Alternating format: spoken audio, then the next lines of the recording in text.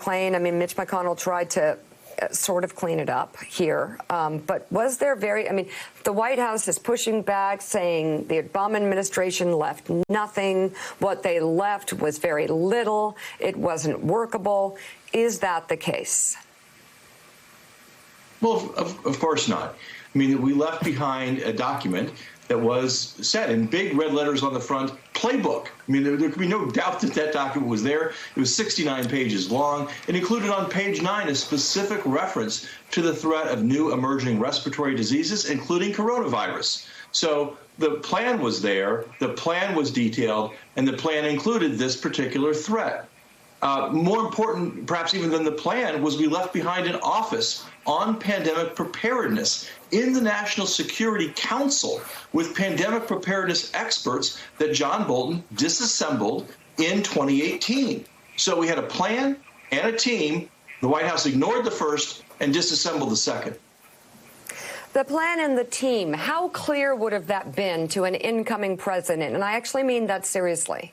With all the different things coming at him and the election behind him, to have a pandemic playbook, a plan and a team, can you give us a sense of what a blaring red light that would have been compared to everything else that was coming his way? Something that you would be aware of, because you were dealing with these things with the president, who, of course, had many other things on his plate. Yeah, look, this is a threat. I mean, experts have been warning about this threat. We know that in addition to what President Obama and our team warned President Trump of, he had an Oval Office meeting with Bill Gates in 2017, where Bill Gates said to him face to face, hey, this is the #1 thing that could kill millions of people around the world in an extra way that you need to be prepared for. I mean, the warning lights have been flashing on this for a long time. The White House, for the first few months, they said no one could have seen this coming. And yet virtually every expert saw this coming. Dr. Jha, who you had on in the last segment, I've been in a number of conferences with him where both he and I have warned about this coming. There have been plenty of warnings about it. The president was on notice. His team was on notice. And the decision to ignore the Obama playbook and disband the pandemic prevention team has had serious ramifications for the slowness of the response, for the disorganization of the response, for the ignoring science in the response. All these things were predictable mistakes that ignoring the plan, ignoring the preparations have led to. Willie. Hey, Ron, it's Willie Geist. Good to have you on the show this morning. They did ignore the plan. There was a playbook. That's clear. There's no wiggle room in that. It was there. As you say, it said playbook on the front, but it was ignored, and we are where we are here in the middle of May. So as you led the Obama administration's response to Ebola, what can you say constructively sitting here on a Friday morning that we could do as of today to continue to mitigate this a little bit and to continue to get the numbers down? And despite the fact that we lost 3 months by twiddling our thumbs, what can we do today to fight this? Willie, it's a great question. And the answer is really straightforward. And I find, again, this is just perplexing in terms of where we are. If you want to reopen the economy, the two things that the president should be pushing is testing and masking. OK? Why? Because if you want me to go into a store or go into a restaurant, what I want to know is, do I have it? Does the person sitting next to me have it?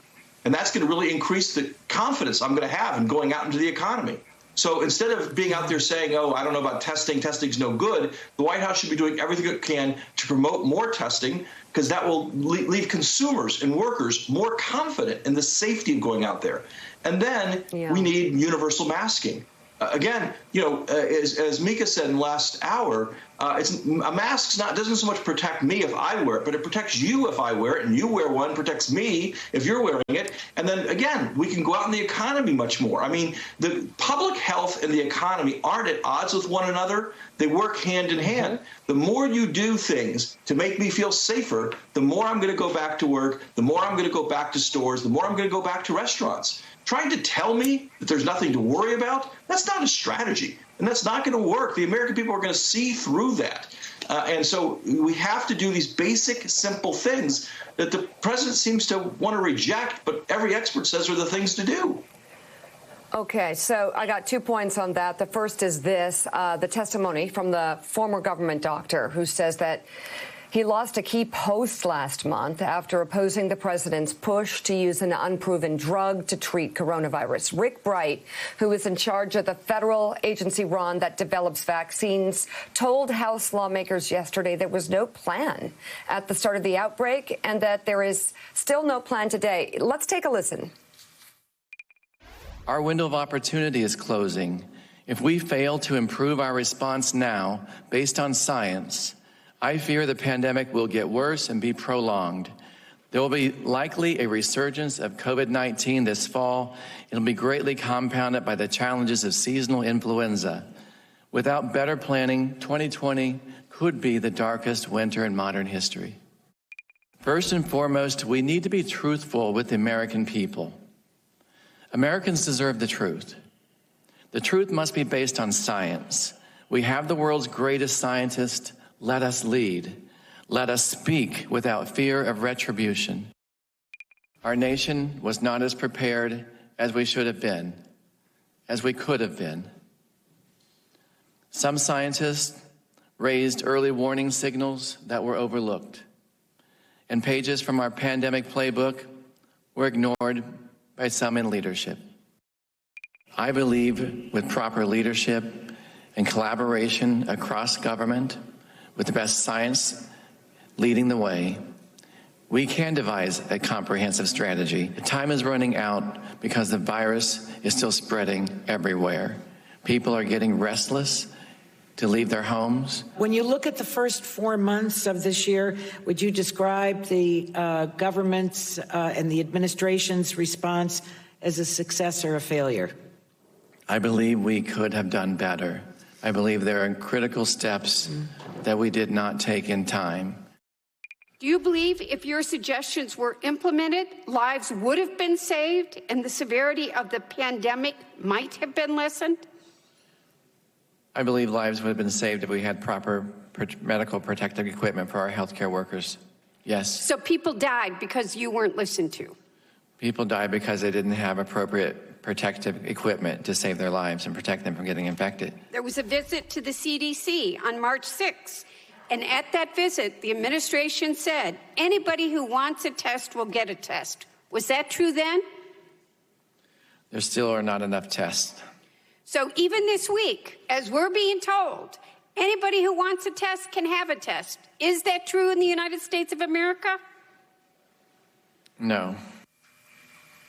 It's just painful. Secretary Azar, Ron, said that all of the things he was complaining about in his testimony had been met by now, all those benchmarks, and the president called him disgruntled. Your reaction?